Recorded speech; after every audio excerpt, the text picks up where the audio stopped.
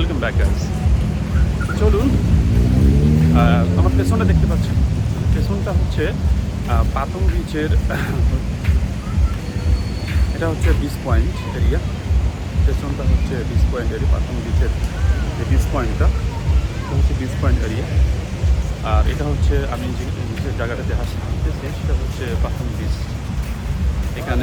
এখানে এসে আপনারা টুকটুক পাবেন, ড্রাইভার আছে, লোকজন হাঁটতেছে, লোকজন বসে গল্প করতেছে।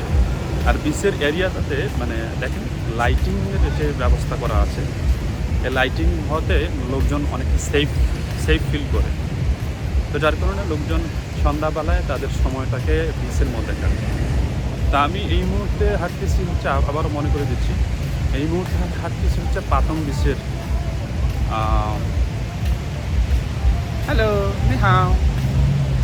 এটা হচ্ছে পাতং বিচের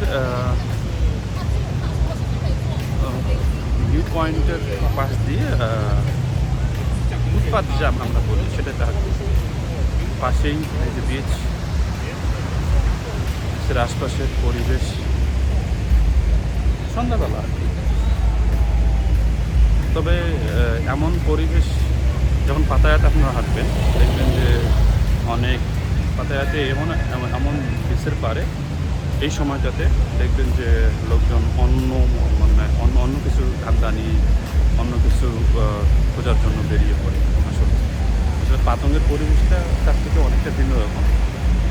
আপনারা এখানে ঘুরবেন ফিরবেন, একদম খুবই মনোরম পরিবেশ, আপনাদের অনেকটা ভালো লাগবে। তবে পাতায়া আসলে বিচের পাশেই আপনাদের জনপ্রিয় গ্র্যান্ডিয়ার হোটেল 4 পয়েন্ট থেকে দেখেই দেখুন যে 4 পয়েন্টের যে সুন্দর একদম 4 পয়েন্টে আসলে 4 পয়েন্ট হোটেলগুলো সবসময় তাদের প্লেসের জন্য অনেকটা পপুলারিটি পায়। তো বিচের পাশেই দেখেন যে সি ফুড, থাই ফুডের খাবার দাবারের ব্যবস্থা করে রাখা আছে। ভালো, অনেকে বসে খাচ্ছে না।